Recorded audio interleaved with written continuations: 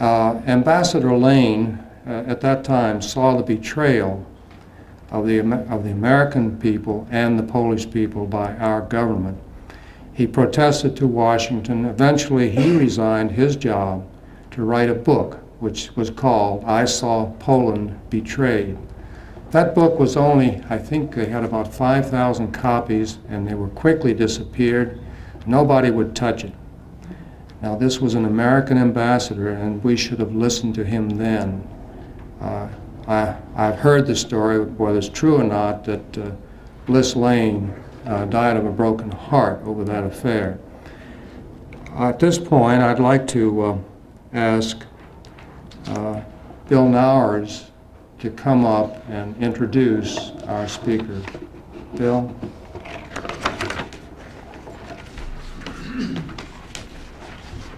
Thank you, Dr. Hutt. Ladies and gentlemen, there are but a few times in history when a person of extraordinary character steps from behind the drawn curtains of foreign policy to tell the truth. Many of you may know about the first such person to do so, as Dr. Hutt just mentioned, Arthur Bliss Lane, who was U.S. Ambassador to Poland. He spoke honestly about the U.S. betrayal of Poland, which he documented in his book, I Saw Poland Betrayed. The second such person is with us tonight. From 1981 to 1985, he served as U.S. Ambassador to Romania, having been appointed by President Reagan. Our speaker resigned from the ambassadorship to speak out against U.S. foreign policy and his collaboration with communist dictators. He has addressed hundreds of audiences across the country, warning of the external communist threat and of the insider betrayal of America. He has been featured on national TV and radio and has written several books on this subject. Pinstripes and Reds, If the Blind Lead the Blind, and his latest book, Betrayal of America. Our speaker received Fulbright and IREX fellowships for study in Romania. He served as U.S. Information Agency officer and received his PhD in History and International Studies from the University of South Carolina. Ladies and gentlemen, please welcome a great man who has the courage, integrity, and patriotism to tell it as it is, Ambassador David Funderburk.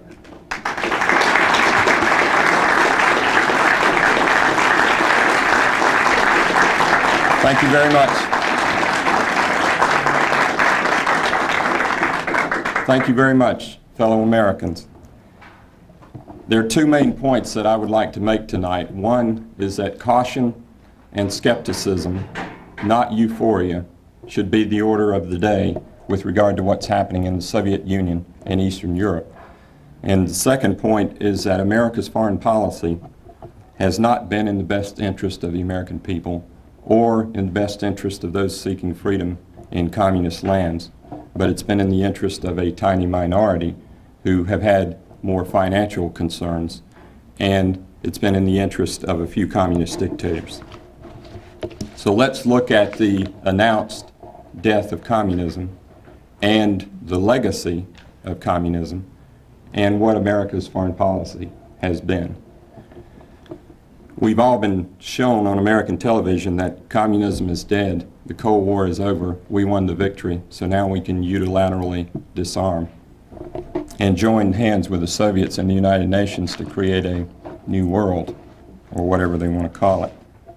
We've been shown on a regular basis that not only has communism died in the Soviet Union, but that now they have democracy, that power no longer resides with the central government, but power is in the republics, that the KGB under Yeltsin and Gorbachev has been transformed into a harmless organization, and most recently that the Soviet people are going to starve this winter, or may starve this winter, and therefore we have to rush with a massive bailout of the Soviet people. But we don't necessarily have to be conned again and again, and so I would say that before we close the books on the Soviet threat, let's consider some of these items which we don't see in the major media. As Gorbachev returned from the so-called coup in the Crimea, he said I am still a communist, or I still think socialism is the right way. You know that on the ABC National Town Hall meeting, both Yeltsin and Gorbachev said, we are atheists. Well, that might not, disturb anybody in America, but you see, the fact is that from 1985 to 1991, Gorbachev has been presented to us as a virtual closet Christian, one having been baptized by some Orthodox parents or grandparents. Gorbachev Yeltsin's new KGB chief, Vadim Bakatin, quietly said recently that he would not be releasing the files of any agents or intelligence activities. And, as a matter of fact, he has kept on virtually all of the same KGB agents that were there before. So this is the same KGB that has killed over 20 million people in the Soviet Union. It's the same KGB that today has more agents in Moscow alone than all of the FBI and the CIA agents worldwide combined. So this might be a test of whether the KGB is really reforming and whether things are really changing under Gorbachev.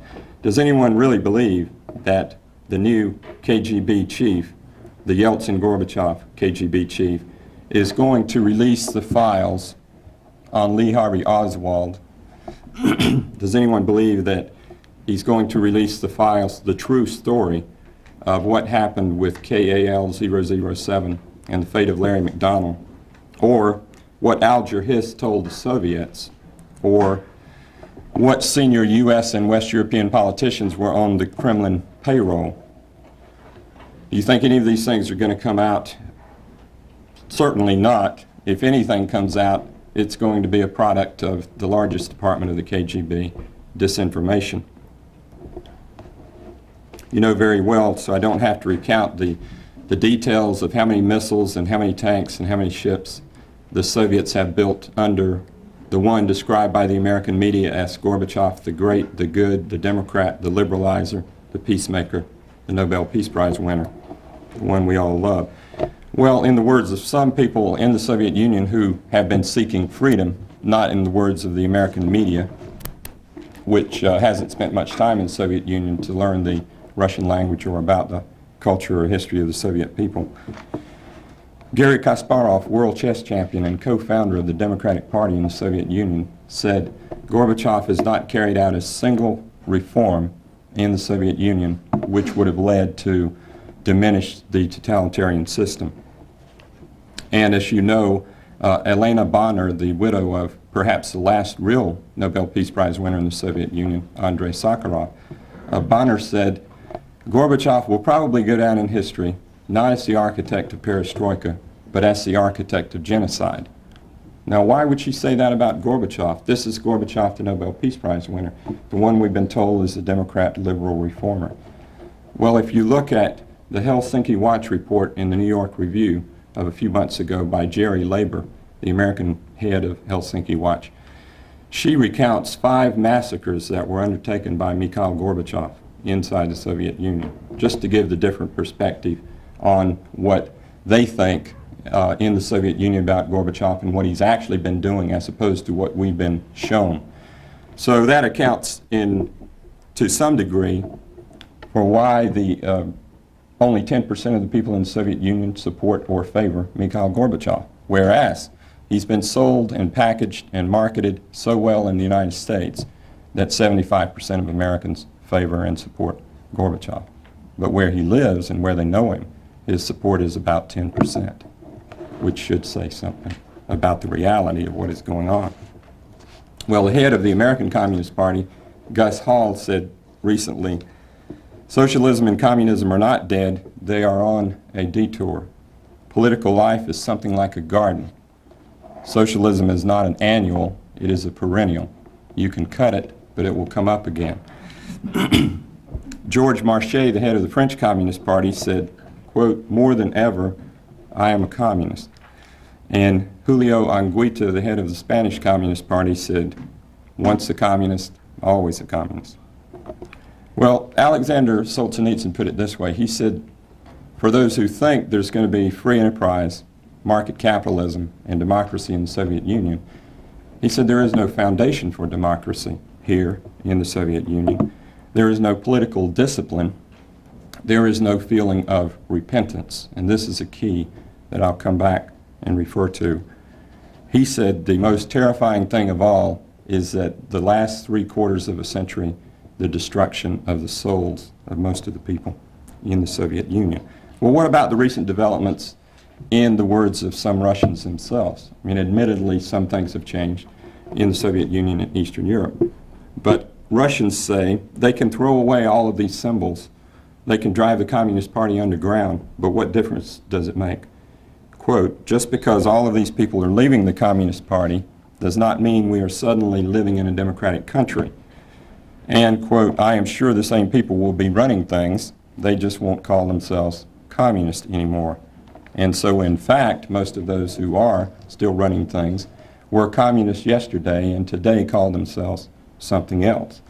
So, in the words of the American Society for the Defense of Tradition, Family, and Property, they said, communism is not dead, it is yet a living danger. It has had over 70 years to learn from its mistakes. And the biggest mistake of all was to go around calling itself communist. It's much better to call yourself a socialist or a self-manager or whatever, they say. Well, of course, there are still some people in the world who call themselves communist in China, in North Korea, Vietnam, Cuba, and some other countries. But I think one of the best tests of how things may or may not have changed in the Soviet Union and Eastern Europe is to go over the legacy and what is going to be done by you and me and the rest of the world about that legacy of Soviet communism and Chinese communism, for that matter, over the past 3/4 of a century. It is the legacy of tens of millions of people killed, thousands of clergy killed, 40,000 churches destroyed inside the Soviet Union, and most of the people stripped of their religious faith.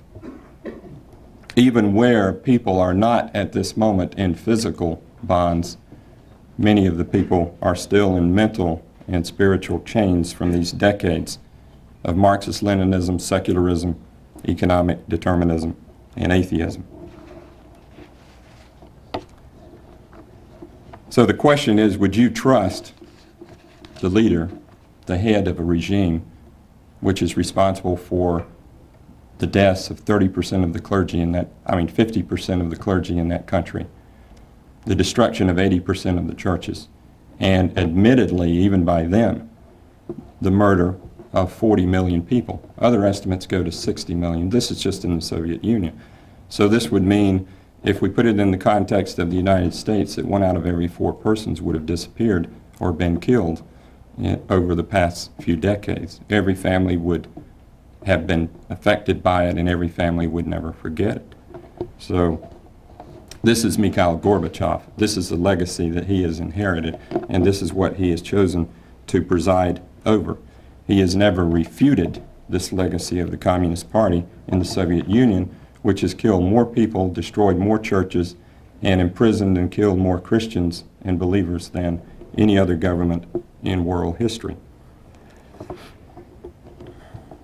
Beyond the human deaths and beyond the destroyed churches, again, it is the spiritual damage done to the people that is almost beyond comprehension.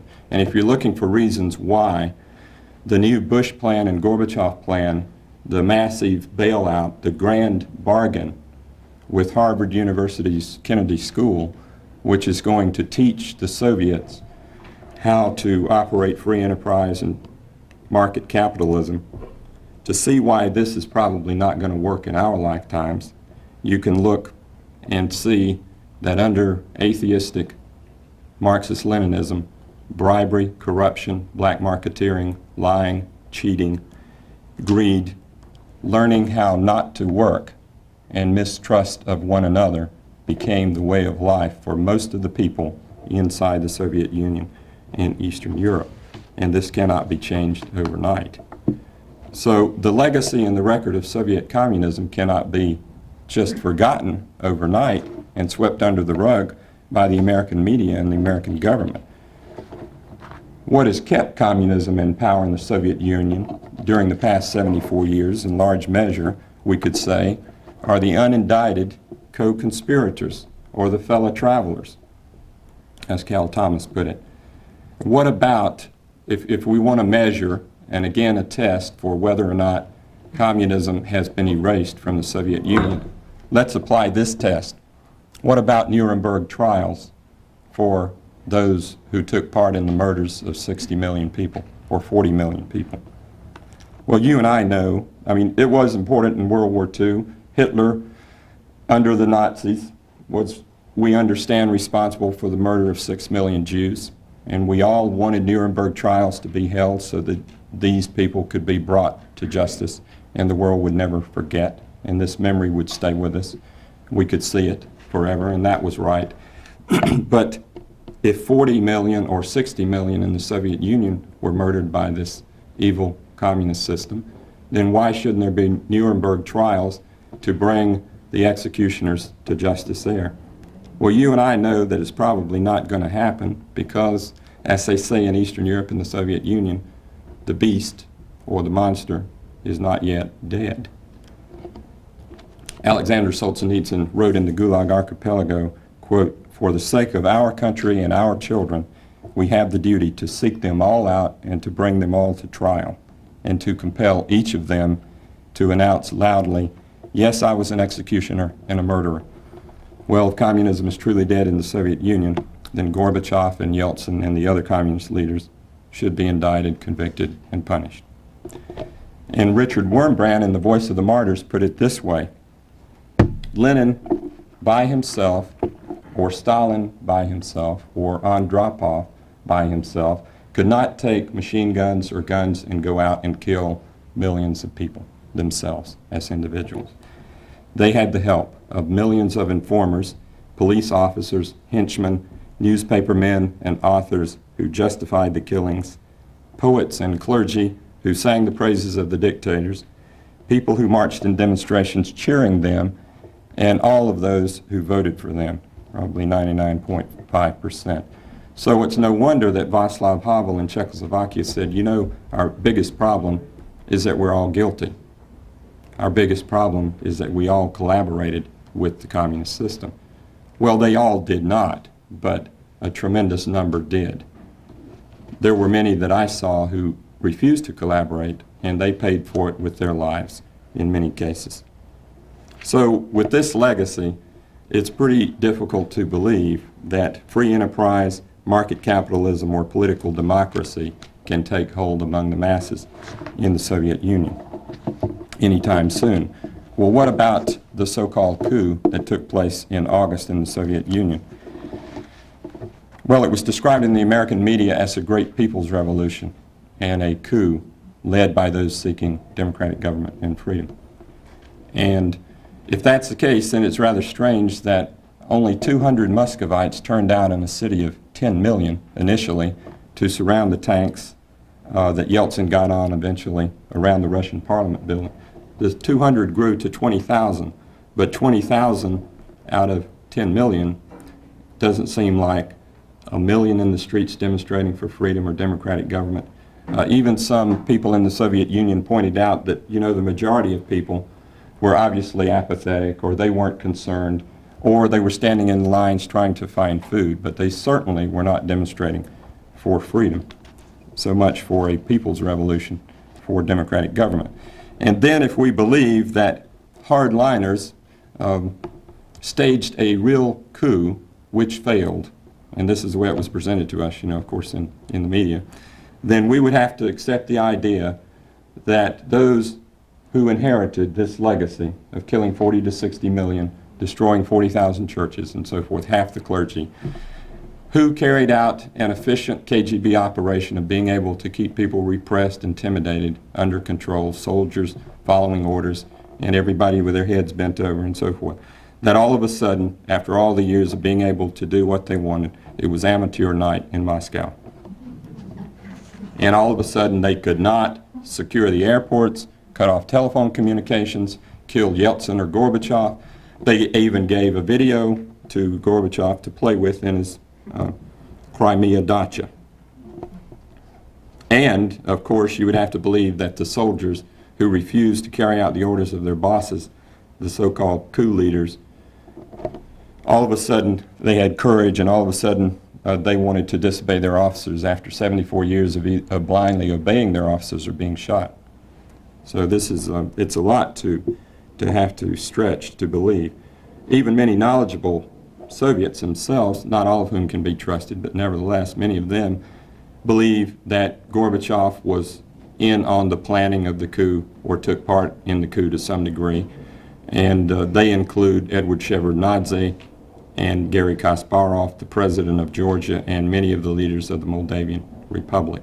So it is rather curious that I read in a newspaper last week that some insiders surrounding Gorbachev said, "We certainly hope there will not be a trial of the coup plotters, because Gorbachev will probably be implicated if there is."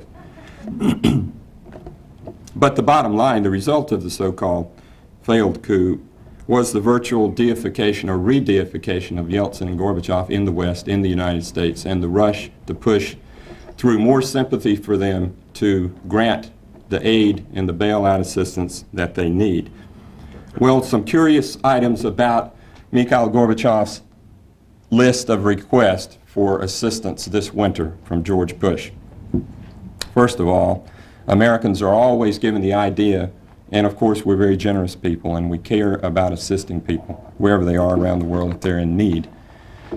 So we're told that we have to help the poor Russians so they won't starve this winter. We were told we had to help the poor Chinese so they wouldn't starve. And we were told we had to help the poor Poles and the poor Romanians and so forth, which is all well and good if the money ever went to those who were in need, but it never does. So there's several problems here, one of them being the Wall Street Journal reported a few weeks ago that of the $1.5 billion which we sent to help the Soviets avert starvation last winter, that over 2/3 of it went to black marketeers and to the communist nomenclatura, the communist bureaucrats. So most of it never got to anybody who needed it, even if they did need it. And there are many agencies, the International Council of Wheat in London, a former Undersecretary of Agriculture of the U.S., and others who have stated the Soviets are not on the verge of starvation this winter. There may be some hunger in some of the major cities because of the distribution system, but Russians have been hoarding food for a long time, certainly in the rural areas. And there is going to be nothing even in cities that would in any way approach what you see in Bangladesh or Ethiopia or other such places. So we're going to rush to send the money to Gorbachev to help keep Gorbachev in power, but it won't go to help any poor Russians who might need it. And this is what I saw when I was ambassador in Romania, that we were granting MFN to the communist regime of Nicolae Ceausescu, and the money and the assistance that he got from that was not really going to help the people in Romania. It was going to help Ceausescu and his Swiss bank account and some of the anti-American, anti-freedom activities that he was carrying out. Well, it's very interesting that if the Soviets were on the verge of starvation this winter, then why wouldn't Gorbachev's list have been a request for dried milk, for flour, for bran, for other types of food, beans, the type of food that you need if you're near starvation? His request included cigarettes and butter, and they have been described as political food aid. In other words, since bribery is rampant and the form of currency in the Soviet Union is often cigarettes, it's important for Gorbachev to get cigarettes to get to his Communist Party friends and others in his bureaucracy so that he can maintain support among them. In fact, if the Soviets were really in need of food, and if they were serious about disarming, then obviously they could start reducing their defense establishment, which under Gorbachev, the good, the great, the liberal, the Democrat, the peacemaker, in the last year from 1990 to 1991, their military spending went from 26 to 36% of the GNP. Ours was going down below 5%. So they could take a little bit out of the defense budget and move it over into the domestic sector. Other factors in this are that the Soviets owe $68 billion to Western creditors, including us, Western Europe, and Japan. They haven't paid it back. They're not going to pay it back. So why shouldn't we go ahead and send them $68 billion more, which they won't pay back? It's just global monopoly money that our banks and our subsidized world banks can play with, right? Since they don't have to pay it back and they don't worry about it. In fact, That's what one of them privately conceded to me, that, you know, we don't care if we ever collect this money or not. As long as we get the interest, we can roll over the debt, it looks good on the books, that's what we're about. So see, that's what they're doing in part with our money. Here we are supposedly in a recession. Government spending is higher than ever, taxes are going up, local, state, federal. I was in Hartford, Connecticut and Boston, Mass. Last week, and they were demonstrating against taxes there. That seemed to get the people's attention. So with this going on, we're talking about the massive billion-dollar bailout of the Soviet Union, when probably the best thing we could do would be to start working on deficit reduction so that our children's future are not already mortgaged and destroyed. Well, there are three cases in my new book, Betrayal of America, that I really focus on with regard to America's foreign policy and America's foreign policy appeasement by the foreign policy establishment. And they are Communist China, the Soviet Union under Gorbachev, and Romania under Ceausescu and now Iliescu. And in each case, as has so often been the case throughout our history, we don't have a government, an administration, or a State Department, or foreign policy apparatus that has put the interest of those people seeking freedom in the communist countries first, or which has put the interest of the American people and the principles and values that we stand for. But always it seems they put the interest of the communist dictators and the interest of a handful of major businesses, banks, corporate heads, or the establishment or the elite or whatever you want to call it. So to start with the case of Communist China, and to put this in the words of those seeking freedom in each one of these areas, this will help demonstrate the points that I'm trying to make. And that is, under George Bush and the State Department and foreign policy establishment, our policy has been one of appeasing and rewarding some of the great monster communist dictators in history, Deng Xiaoping and Li Peng in China. So this is essentially the way that it occurred. In June of 1989, on one day, Deng Xiaoping moved the tanks into Beijing and declared martial law. Now, to most people in the world, there would certainly be a signal that these hundreds of tanks there were not there just for fun, but that they probably intended some harm to somebody. But to George Bush, the idea was, well, we've got to continue to reward and appease our good close friend, Deng Xiaoping. So 11 days after martial law was established, George Bush declared that we would grant most favored nation status to Beijing again. So then a few days later, having been armed with the green light, the go-ahead light of appeasement, Deng Xiaoping and Li Peng opened fire, and the thousands of students are killed in Tiananmen Square. And it didn't just end there. I mean, obviously, this policy was designed more because of the close friendship with Deng Xiaoping and Li Peng, but also because we have 450 major businessmen and corporations who are doing very well off of slave labor in China and doing very well off of monopoly arrangements that they have in Beijing, including, of course, George Bush's brother, Prescott Bush. And it's no surprise that the two principal architects of George Bush's foreign policy were the first ones to run over quietly, secretly. James Baker lied to us about that, of course. Secretly to Beijing to click glasses with Deng Xiaoping and Li Peng, and in effect tell them, no doubt, that don't worry about this blood in Tiananmen Square. We're not going to let that affect American foreign policy and our assistance to you. So when Lawrence Eagleburger and Brent Scowcroft traveled to Beijing, this was what was taking place. Well, you have two individuals there who are, again, the principal architects of the foreign policy, and we see what they're doing in terms of our policy vis-a-vis these communist countries. Well, we can go back and see that maybe they don't reflect or represent what most American people thought they were getting when they elected a president in 1980 or 1988, for that matter. Lawrence Eagleburger was appointed U.S. ambassador to Yugoslavia by Jimmy Carter. So it's no surprise that a Carter appointee, who later in 1986 gave the maximum financial contributions to a liberal Democrat running for the U.S. Senate in North Carolina, as a matter of fact. It's no surprise that Bush, the conservative Republican, would be, using as his deputy secretary of state to carry out foreign policy one who was and who gives to Democrats, any more than it's surprised that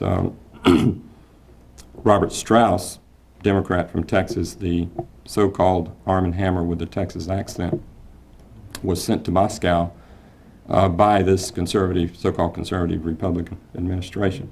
Well, it's my understanding that Robert Strauss has interest financially in Martin Marietta Corporation, which has been doing very good business with the Soviet communists before and under Mikhail Gorbachev. So for you or me, this would probably be a conflict of interest in the same way that it would have been for Lawrence Eagleburger and Brent Scowcroft, who, by the way, from 1985 or 86 to 1989, they took a little break from government work in the State Department and the NSC and became respectively chairman and vice chairman of Kissinger Associates consulting firm.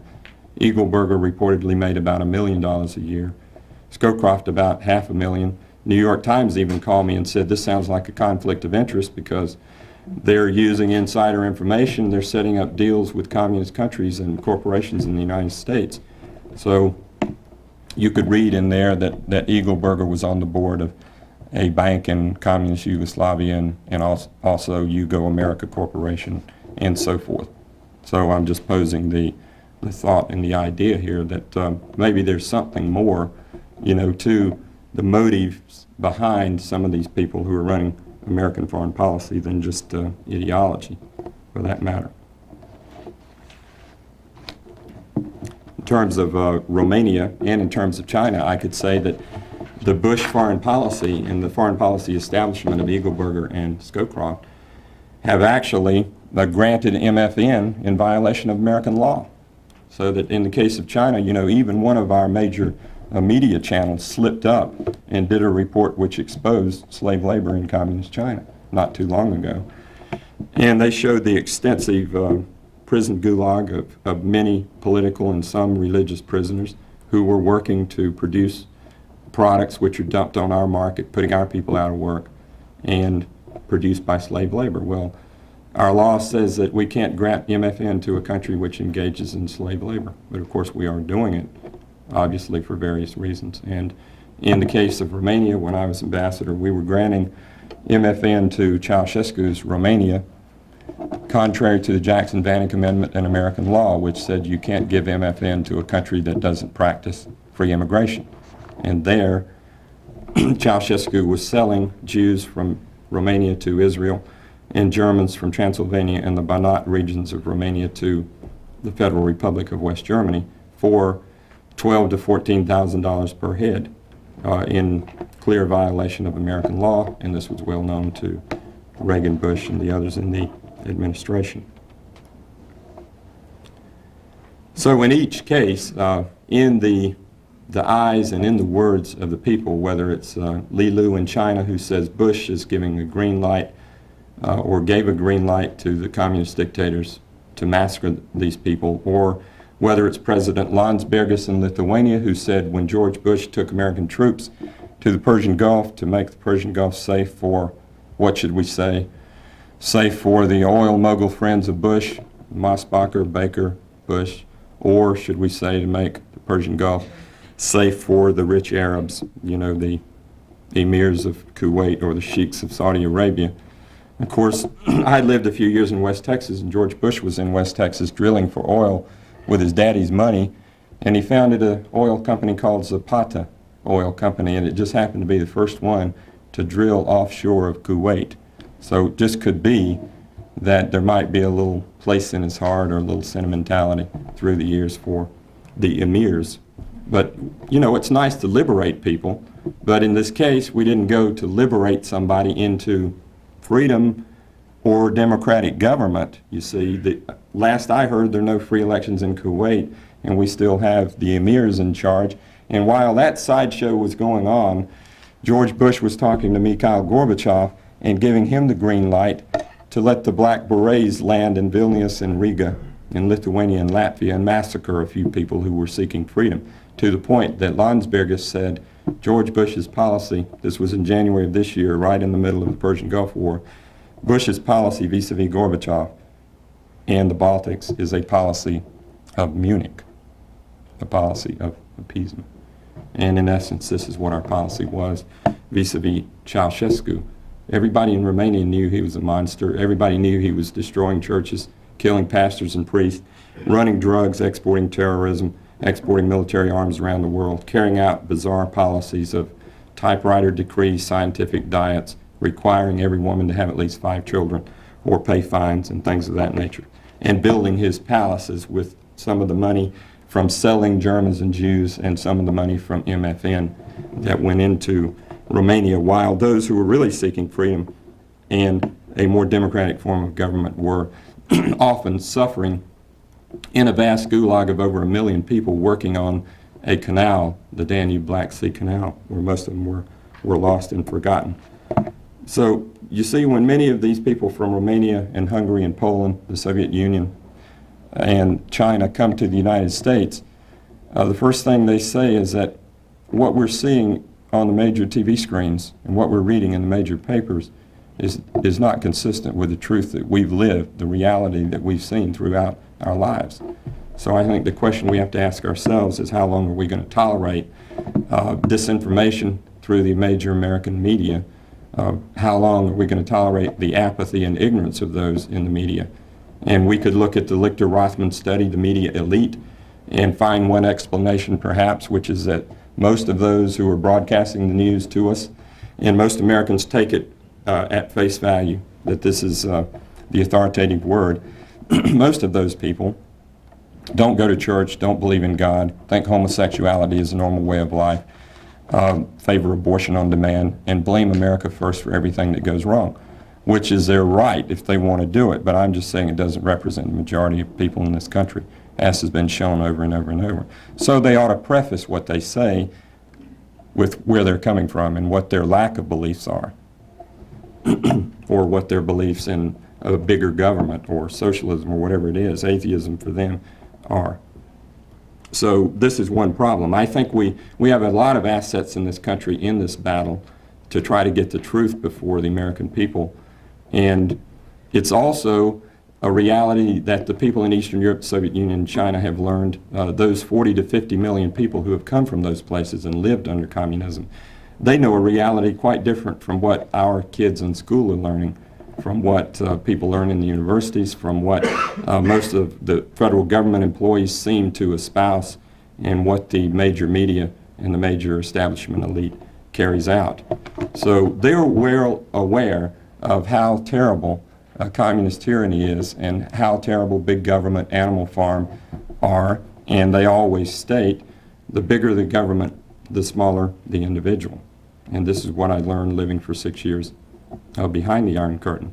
But it distresses them that in their minds they feel, they've been sold out by not just the dictators in their countries, but they've been sold out by leaders in America who have put other things ahead of them seeking freedom.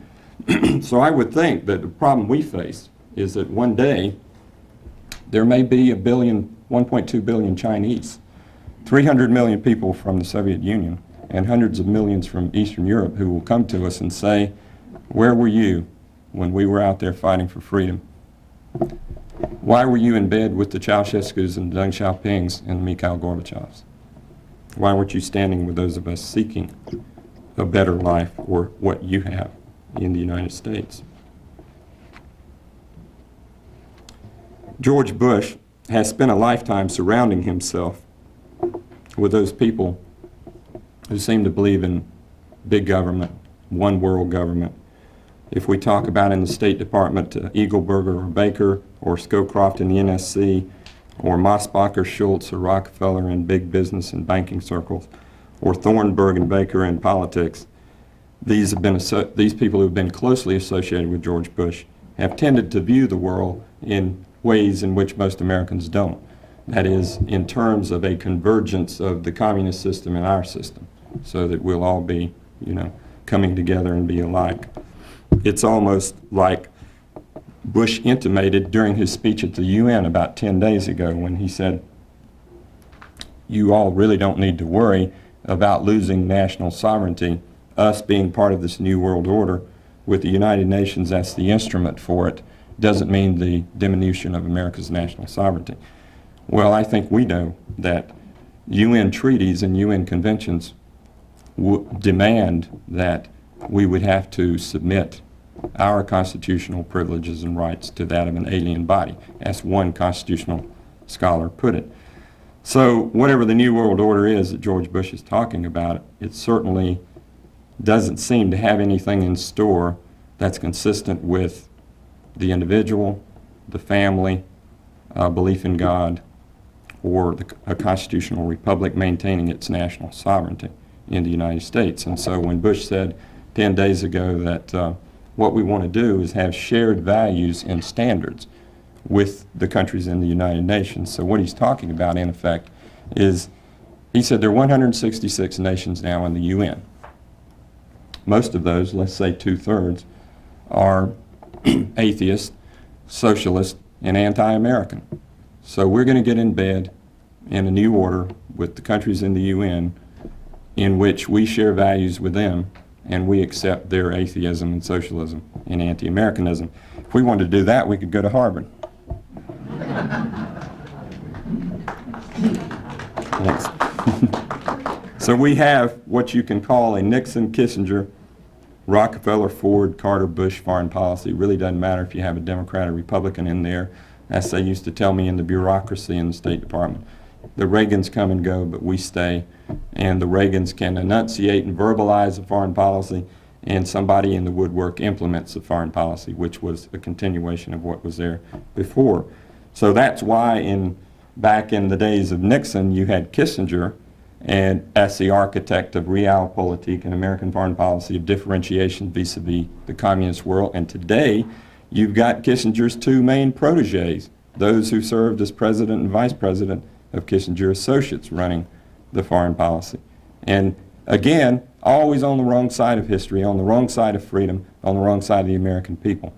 And even, for example, this both Eagleburger and Scowcroft coincidentally served in Yugoslavia. Eagleburger was U.S. ambassador there. Scowcroft was Air Force attaché at one point. They know Serbo-Croatian.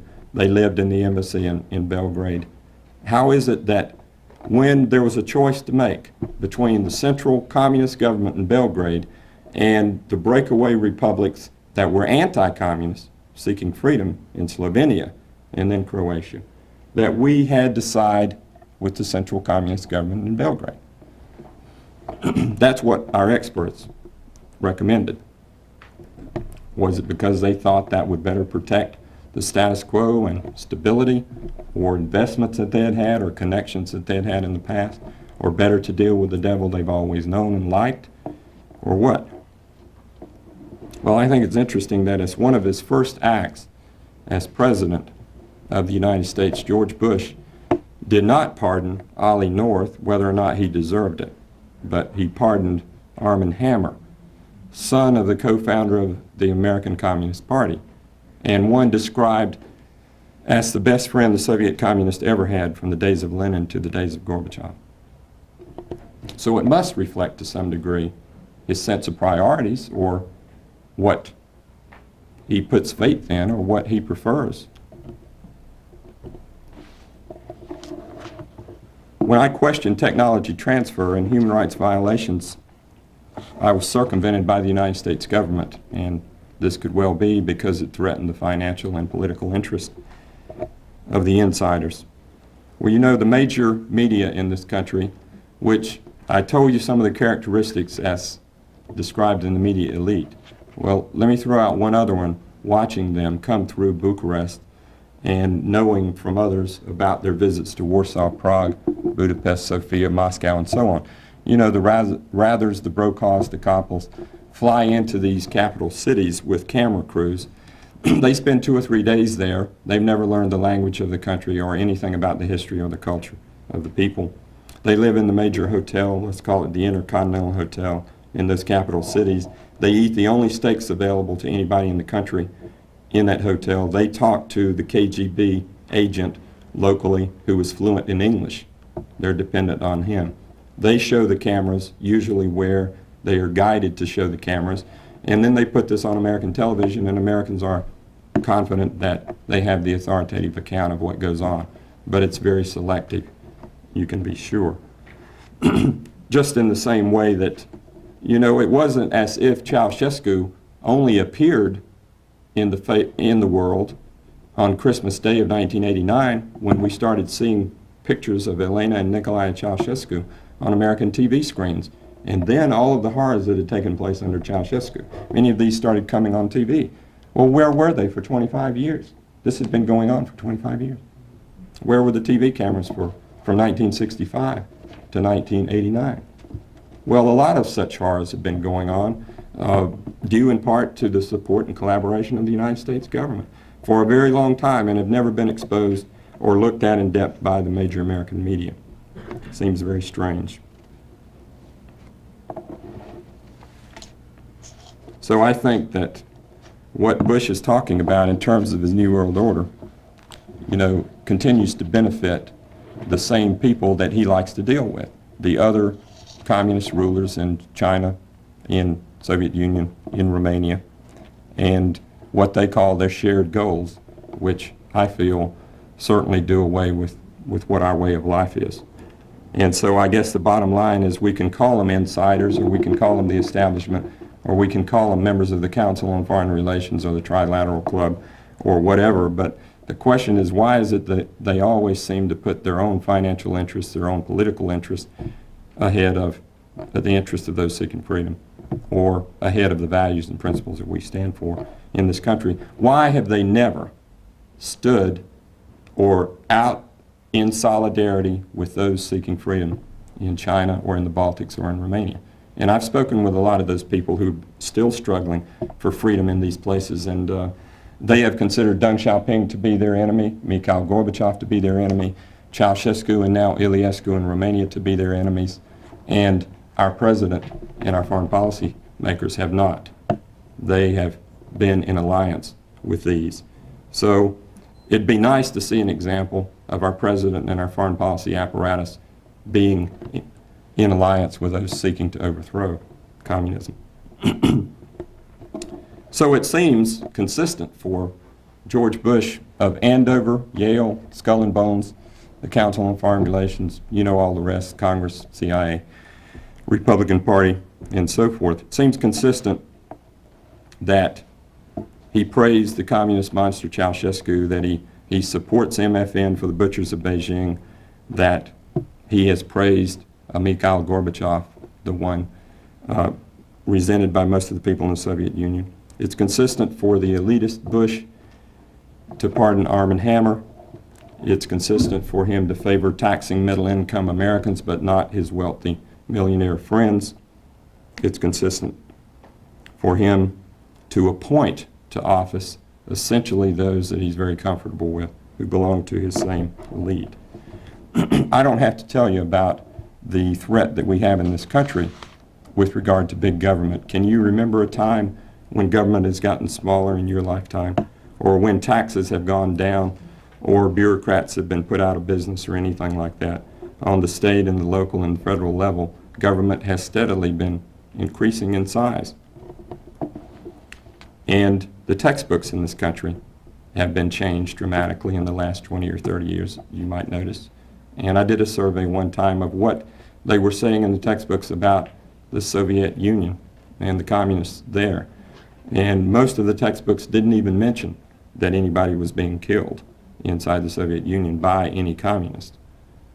And this is what most of our kids are learning in the schools today, that in essence there isn't much difference between our system and their system.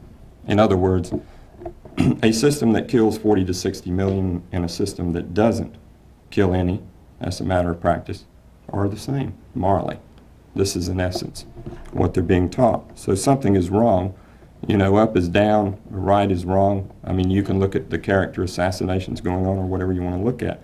And what we've believed in traditionally in this country is under attack every day in the media and in the schools and in the libraries. I mean, a good test of this also is, why isn't an alternative point of view being shown in the major media in this country?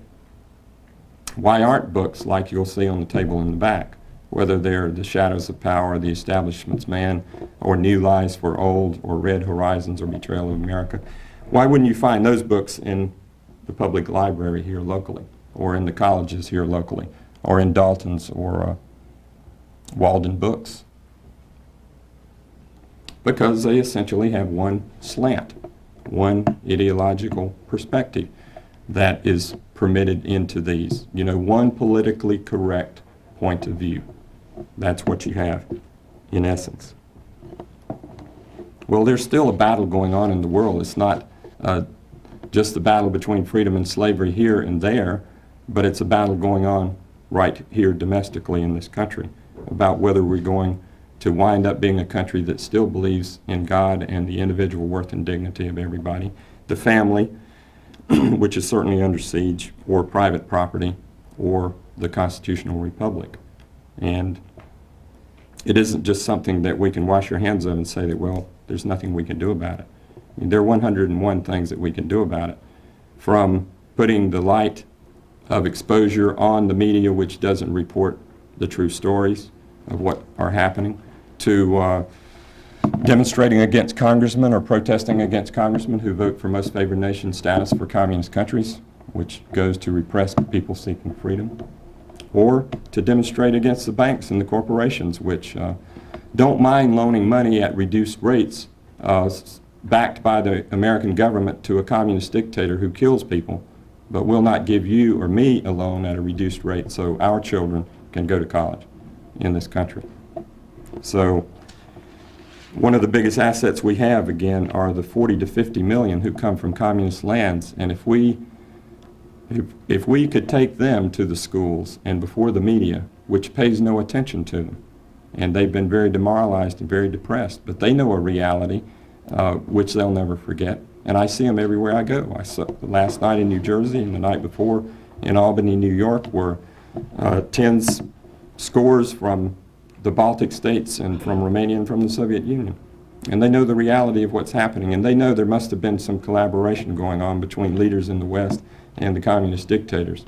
Or why would they have been stopped in the process, and their views and what they sought left out of the equation? So it isn't just the people running the communist system who are the problem. It's that we don't have too many people in Washington who have courage of convictions and who aren't taken over by the power and the money and the pressures that hit them once they get into Washington. We ought to be grateful to this country, and we ought to be thankful to God for having blessed us despite the fact that we perhaps don't deserve it. And my father was a pastor, and he underlined in the Bible that he gave to me a passage, Luke 12:48, and it says, "Everyone to whom much is given, of him will much be required." And that is you and that is me, and we've been given a lot, and now we have a lot of responsibility to do all we can to help preserve what was best and what was great about this country. Thank you very much.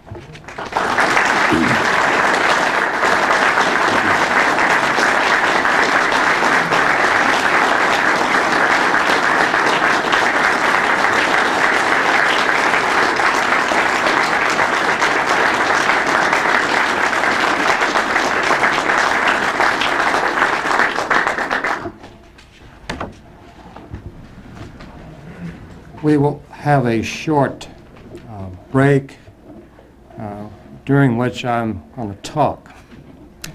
No, I won't do that. But we will give Ambassador Funderburk a few minutes to get a little rest and a drink of water, and he will come back and take some questions from the audience.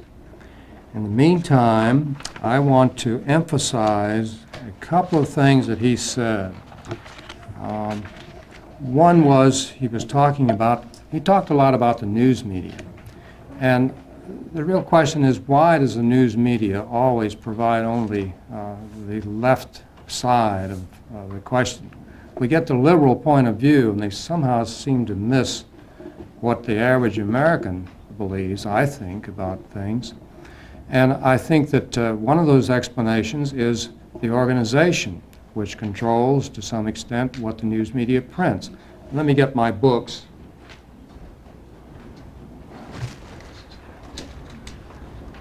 He mentioned these, The Shadows of Power, by James Perloff is about the Council on Foreign Relations and the American Decline. It's must reading for anybody who's to really understand what's going on in this country and in the world. The New Lives for Old, in this book, Anatoly Golitsyn, who was a former high KGB agent and who was an insider in the communist hierarchy in the Soviet Union, he wrote this book about 6 years ago, and he predicted the very changes that we're seeing in Eastern Europe, Germany, and in the Soviet Union, the breakup of the Soviet Union. These are things that he predicted would happen, and they are happening. And the reason was that these were planned and not accidental. Another little book, all of these are available, by the way, at the bookstore table back there. The Establishment's Man about George Bush. And in this, I think it amplifies many of the things that Ambassador Funderburg had to say about President George Bush. Last but not least, be sure that you subscribe to the New American. This month's issue is excellent. There's an article in there about soft-selling world socialism, and I think that's kind of must-reading too. Recommend it highly. You've got the program, and in there on the back page there is a subscription blank to the New American, and I urge that you consider going on, and if you don't get it, go ahead and get a subscription. You'll never regret that. We want to be sure that anybody that wants to be on our mailing list, that we get their name and address. So if you have those cards, Dick, would you maybe go ahead? I think we ought to go ahead and collect those cards. Anybody that doesn't have one can get one, but be sure we get you on our list so we can notify you when we have our next speech. And if you're interested in the John Birch Society and what we're doing, there's a place there to indicate that.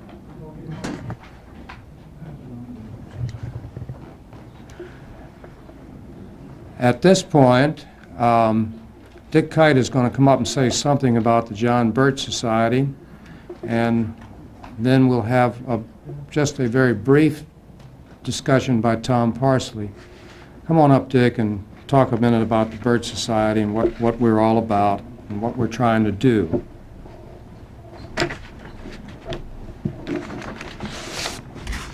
Thank you, Don.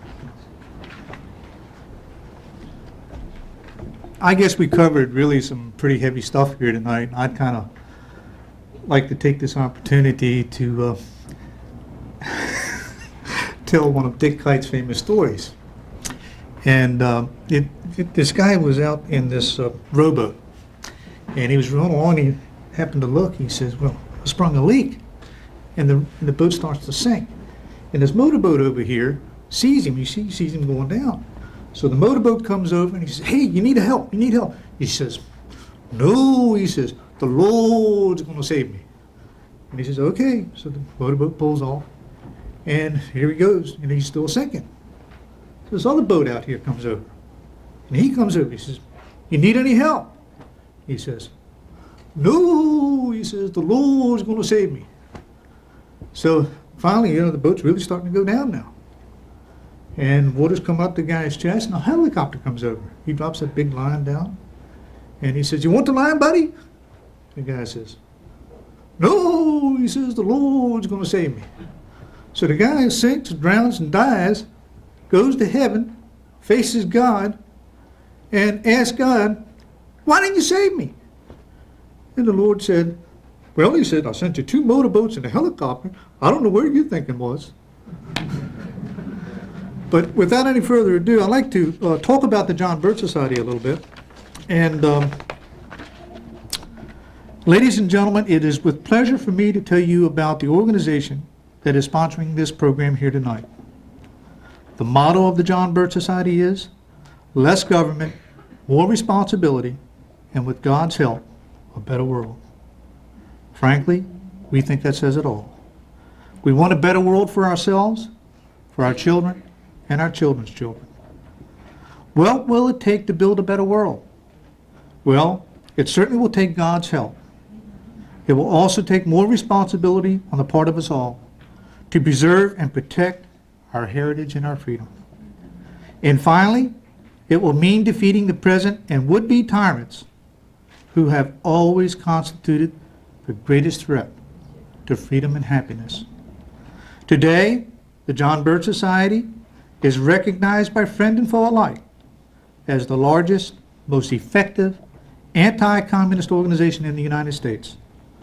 Our program has always summarized, which was summarized by Robert Wells, the founder of the John Birch Society, as education is our total strategy and the truth is our only weapon.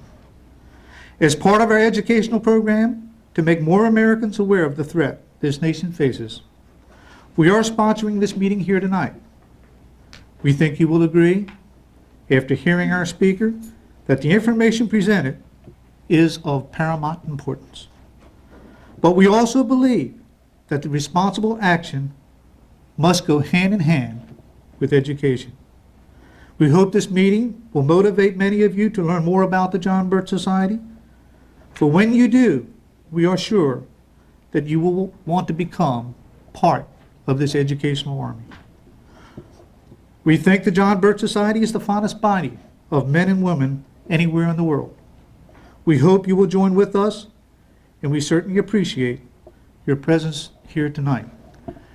And I'd just like to go back to the little story that I just told you, and that if we should ever suffer the loss of our freedom and die and go to heaven and ask God, why didn't he help us? Why didn't he save us?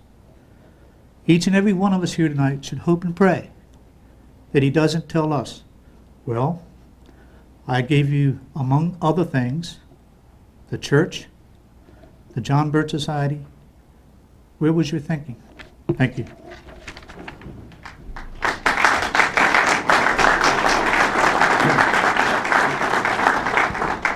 He sneaked that joke in on me. I tried to get him not to do that, but he got by me. Tom Parsley is a coordinator with the John Birch Society. He spends all of his time out in the field talking to people around the state of Virginia and other places, and he's going to come up and say a few words. Thank you. First, a brief, in fact, this is all commercials, nothing but commercials.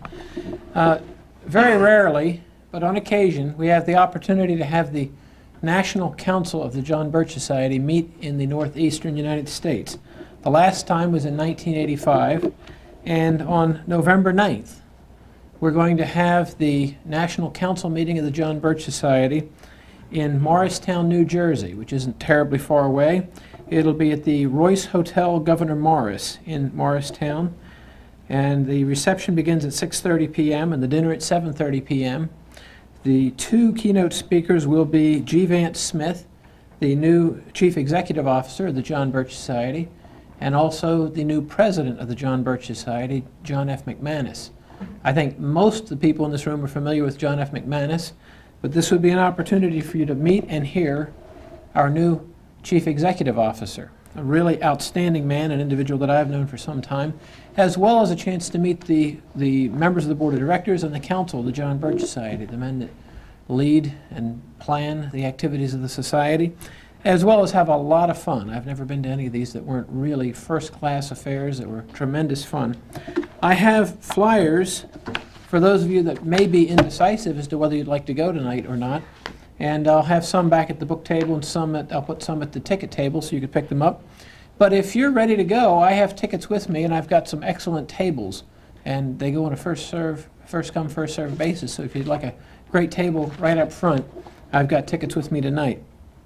We've had a number of commercials for the books, and I don't think enough emphasis has been placed on Ambassador Funderburk's book, Betrayal of America. I found this book to be really a moving and inspiring volume. Most of what he covered in his talk tonight is covered in here. And the irony or the duplicity of American foreign policy is so well illustrated. For example, he's got interesting little pairs of photographs. If I can find one quickly here. Well, here's President Bush clinking a champagne glass with Deng Xiaoping shortly after the Tiananmen Square massacre. Here we have a pair of photographs. At the top are the young people lying in puddles of their own blood, the Tiananmen Square, and beneath it is Scrowcroft and Eagleburger clinking champagne glasses shortly thereafter with the butchers that ordered the slaughter. And the book is filled with such ironic little pairings. If you leave here without this book tonight, you're not really getting the benefit of having been here.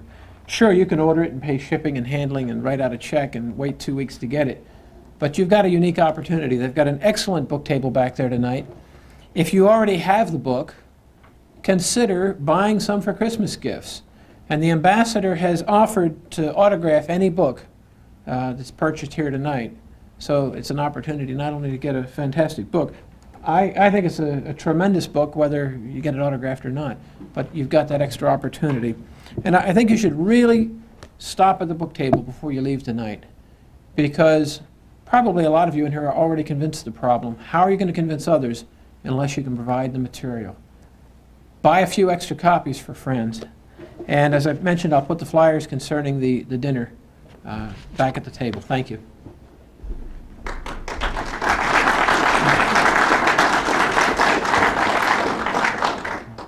At this point, I want to ask Ambassador Funderburk to come back up and take a few questions.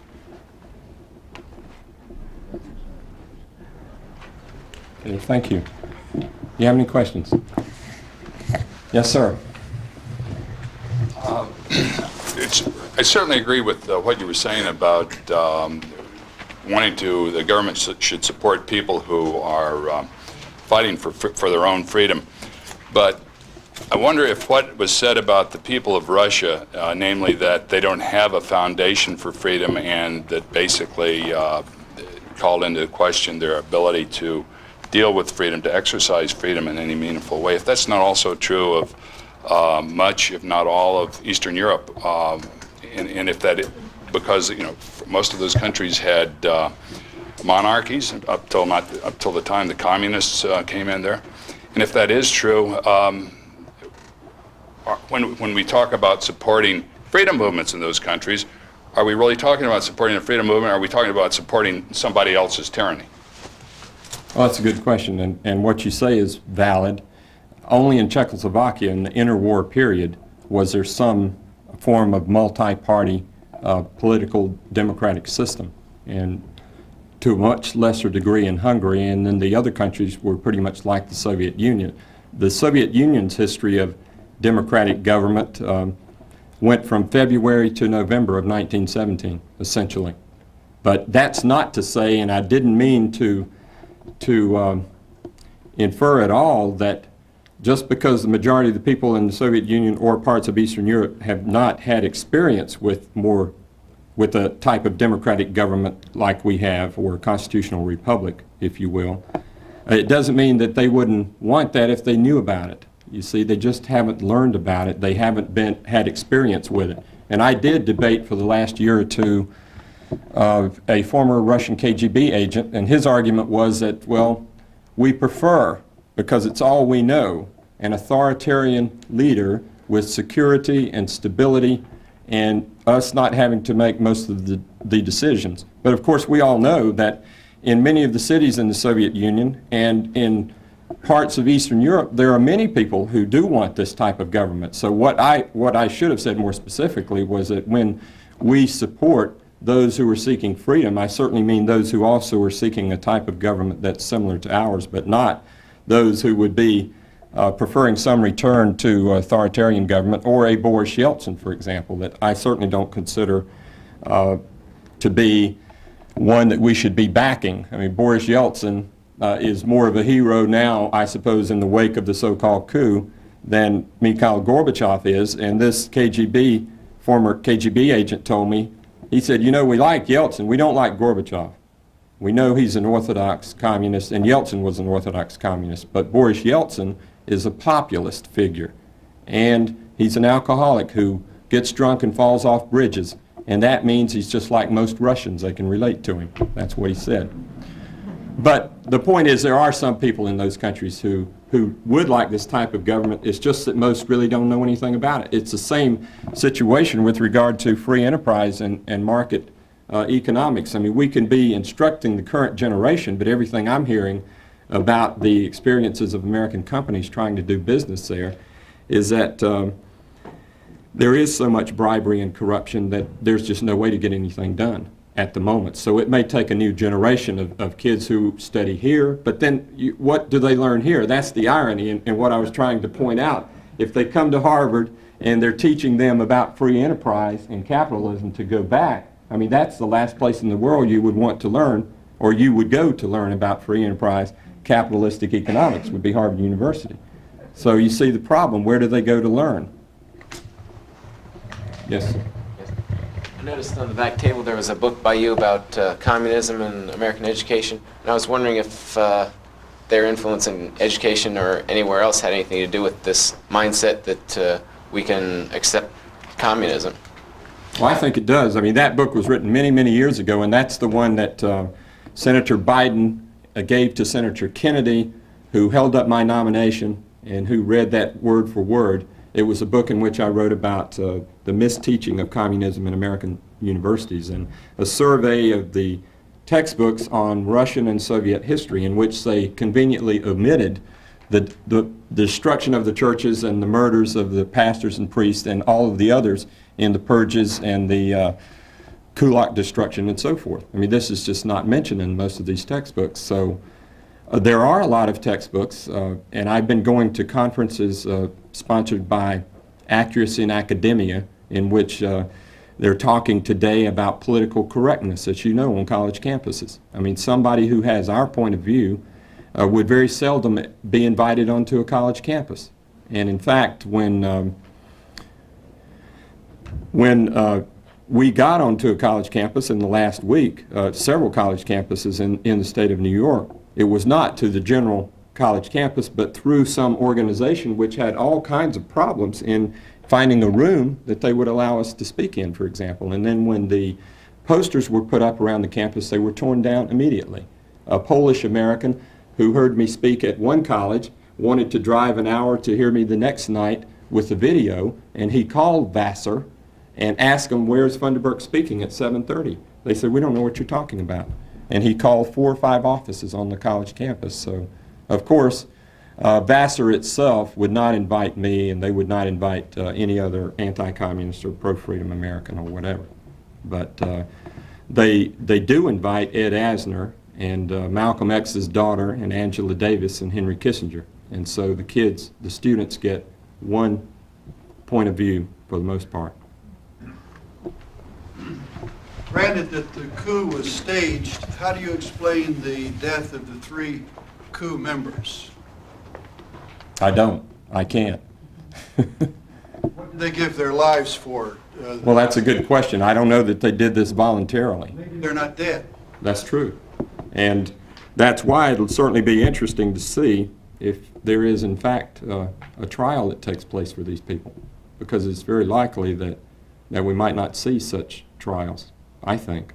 But, you know, one of the books on the table in the back by Anatoly Golitsyn, New Lies for Old, he was the former KGB agent, as I think Tom pointed out, and he wrote a decade ago that the Soviets were going to put in power a Soviet Dubček with a reform face, and he was going to project glasnost or some reform policy, just the facade of the reform, and not really carry out the reforms, or call it a Potemkin village in the historical terms of the Soviet Union.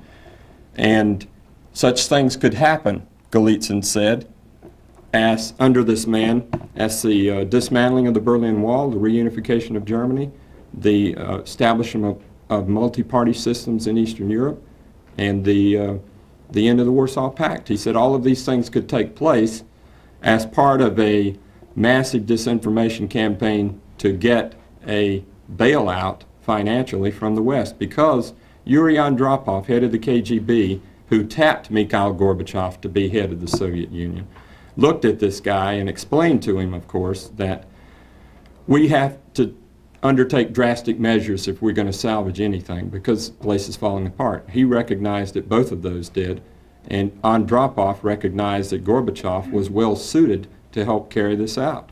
And so it's rather curious that somebody that the American media has been saying has been in jeopardy since 1985 and is about to lose his job has always seemed to come out on top inside the Soviet Union.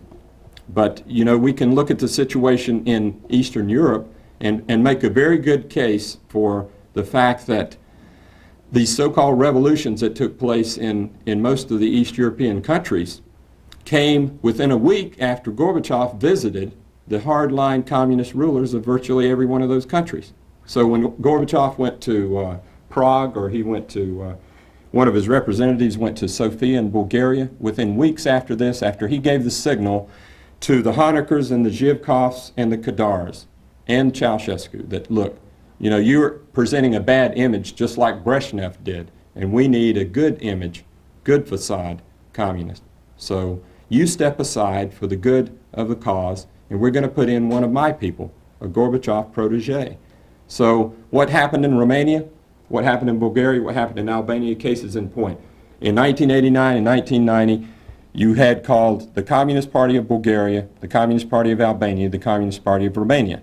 Well, one day it was called Communist Party, the next day it disbanded and reformed itself as the Socialist Party. So today, the Socialist Party of Bulgaria has the same characters who were communists yesterday, and Albania the same.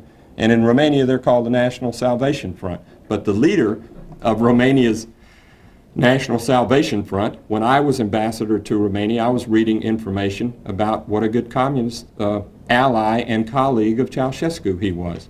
And then I found out, not only that, he spent 3.5 years in Moscow at the University of Moscow with Gorbachev. So Iliescu in Romania today is a Gorbachev protege. He was president of the foreign students at the University of Moscow when Gorbachev was president of the Russian students. So everything is not what it appears to be in Eastern Europe and the Soviet Union. And everything hasn't changed, you know, in real terms. Reports of people coming out of those countries. Obviously, some things have in terms of immigration and freedom of travel, and people, religious figures from here can go into there and travel more freely with Bibles and visit churches and things of that nature. But the repression, the secret police organizations, and the Communist Party figures are still in office. And they're getting a better reception in the West. They're getting more money from us. So I think, in view of the fact that Soviet disinformation, deceit, and duplicity have been the essential element of their policy for 74 years, we cannot just discount the possibility that all of a sudden this has ceased to exist, when everything seems to indicate that it has not. Back in 1989, watching the Romanian Revolution, I noticed that the three major broadcast networks, CNN and C-SPAN, frequently said that the reason for the warehousing of the babies, the so-called orphanages that had so many AIDS patients, was due to the dictator Ceausescu's policy of prohibiting abortion in Romania. What I'd like to know is, to what extent were the warehousing of those babies a result of prohibiting abortion in Romania, and how much of it was the Romanian government's policy of giving incentives to Romanian women to have children out of wedlock? That was my understanding. Right. Well, I think your point is well taken. The last point is pretty valid, that women felt that they would be penalized if they didn't have more children. And so they were rewarded to some degree for having them. And so many of them had them, and as you point out of wedlock, and they became unwanted children, in essence, in large measure because they could not afford to keep them. They didn't have the money or the food possibilities for them. And so this is how you have, even today, 125,000 or 150,000 Romanian orphans and AIDS victims there. So, but the coup, the so-called revolution that took place in Romania in December of 1989, virtually everybody I've spoken with, including the former head of the secret police of Romania, are convinced that this was staged and orchestrated by the Soviet KGB and GRU. And that's how they wound up with Iliescu, Gorbachev's protege, when if you look at what happened during those days, you see Iliescu coming out there under the lights in the main square, and there's supposedly bullets coming back and forth from the defense and the military fighting against the Securitate of Ceausescu, and the bullets going back and forth, and Iliescu speaking for hours. No bullet gets anywhere near him. When this is all over, what he does is appoint the head of the secret police to be the head of military. He appoints the head of military to be head of secret police. So, you know, it was all not like it was projected to us. And that's why we have to be concerned that the beast and the monster has not really disappeared yet. One more question. Mr. Ambassador, obviously you come from a Christian background. I'm just wondering how you got nominated to be ambassador to Romania with such patriotic feelings. Obviously, you didn't have a transformation overnight. Really, the question is, what pressures were you subjected to by the State Department when you were our ambassador to Romania? Well, I think I became ambassador probably by accident, or accidental set of circumstances, okay? And it wasn't that they didn't know where I was coming from, because they did find a book that I'd written. And when the media found it, they gave it, as I pointed out, to Kennedy and Biden and Sarbanes and Tsongas, and they all read it in the Senate hearing and asked me to retract everything that was in it and wondered why I said such things as I said. And they did hold my nomination up after they had already passed me through the committee. And one of them even said, Kennedy said, well, should we be sending an anti-communist to represent the United States to a communist country? And, you know, no, of course we ought to be sending a communist to represent the United States. So, but I think what they figured was, and of course you look at the circumstances, it was the first time in 26 years or so that Republicans had a Senate majority, right after Reagan was elected. Reagan was looking around to find people to put in government. He felt he owed a lot of people who had helped elect him through their PACs and through their support in various states. So there were 7 senators who sponsored my nomination or put me on a list for a job of some kind. Ambassador was not really the job at the top of the list. And so my name was thrown in the hopper to be head of East European Affairs in the State Department. And White House personnel called me 6 months later and said, this is reserved for career people in the State Department. You're not eligible, but you've lived in Romania 4 times before. You wrote a dissertation on it, know some of the language, so why don't you throw your name in for ambassador to Romania? We think you're too young and you won't get it, but at least your name will get around. So I think they figured, because the State Department put up another candidate, and Reagan had appointed Al Haig to be Secretary of State. Al Haig didn't want David Funderburk to be ambassador to Romania. They already had somebody in mind. The conservative Al Haig, you know, he wanted the liberal from the State Department to be ambassador. So it was just political influence that crammed me down their throats, and them figuring, well, we can put a few guys like him out there and circumvent them and ignore them or isolate them. So they ran foreign policy from Eagleburger going into Bucharest on a regular basis, or from wealthy bankers and businessmen in New York carrying actual policy papers right around me and the embassy of 125 employees that you taxpayers were paying for. So we were ignored, and everything that our CIA, DIA, NSA, and all the other offices in the embassy were picking up was essentially thrown in the trash can. So that's how it happened, and I figured they probably thought, well, that's a concession we can manage. But it gave me experience, and I'm grateful for that. Yes. Quick, final, bottom line question. I want to commend you on your excellent analysis here tonight. I have a confession to make, and that is that I've been watching the State Department for more years than you've been born. And 20 years ago, I wrote a book, The Ordeal of Otto Otepka, which was an expose of the State Department, went through 7 printings, was never reviewed by the New York Times or the Washington Post, incidentally.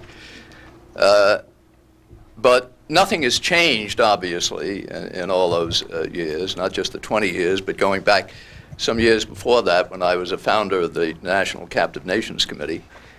Nothing has changed. And so the question that I want to ask you is, do you think there is any chance of our ever getting this country back without another real American revolution?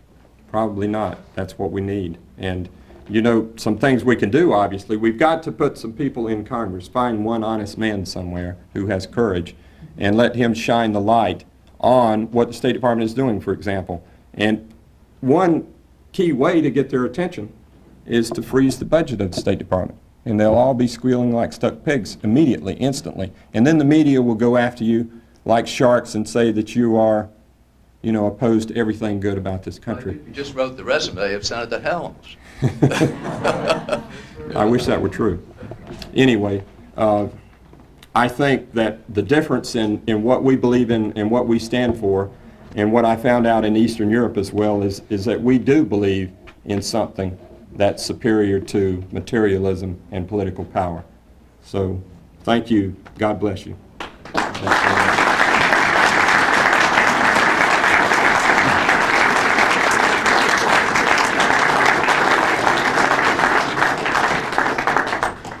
Thank you, Ambassador Funderburk. That was excellent. We'll be through here very quickly. We've got a drawing for a book, and that'll be the next thing on the agenda. Do you have that hat or whatever that thing is there? And I'm going to ask this young lady. For more information on this event, you can write to the northern chapters of the John Birch Society at Post Office Box number 6 in Clinton, Virginia. The zip code is 22024. Here is a reminder now that for C-SPAN 2 schedule information 24 hours a day, contact our viewer information hotline by calling us here in the nation's capital at area code 202-628-2205. Coming up next, it's the Chairman of the Joint Chiefs of Staff, General Colin Powell.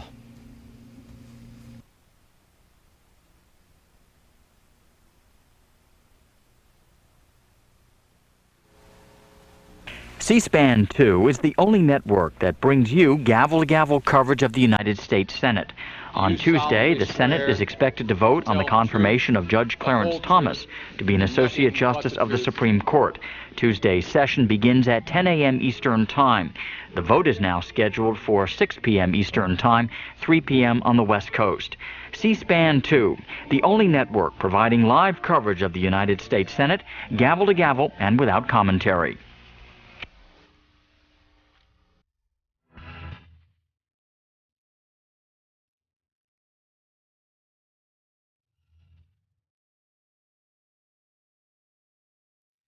This past week, we took our cameras to the State Department here in Washington, D.C. for coverage of the 37th General Assembly of the Atlantic Treaty Association, entitled The Alliance and Transatlantic Relations, Changing Issues, New Priorities. This event was attended by several hundred political, diplomatic, and military officials from the 16 member countries of the North Atlantic Treaty Organization, NATO, and was sponsored by the Atlantic Council of the United States. The Council is a bipartisan nonprofit organization which formulates foreign policy recommendations relating to the democracies of the Atlantic and Pacific communities. It is the U.S. member of the Atlantic Treaty Association, ATA, which was created in 1954 to educate and inform the public about the NATO alliance. We now bring you a portion of that conference featuring a speech by General Colin Powell, who is Chairman of the Joint Chiefs of Staff.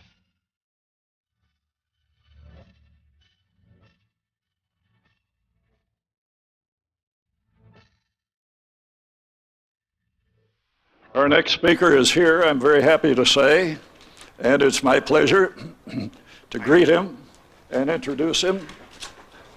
Don't even sit down, Colin. There comes a time in the affairs of nations and of alliances when they're very, very fortunate to have wise and effective leaders. This is such a time for us in the United States, and I would say for the whole free world.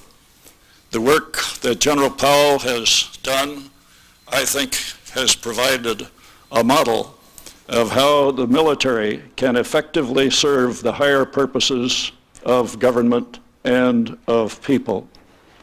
We are privileged to have him with us this morning, and I give you my friend and colleague, General Colin Powell.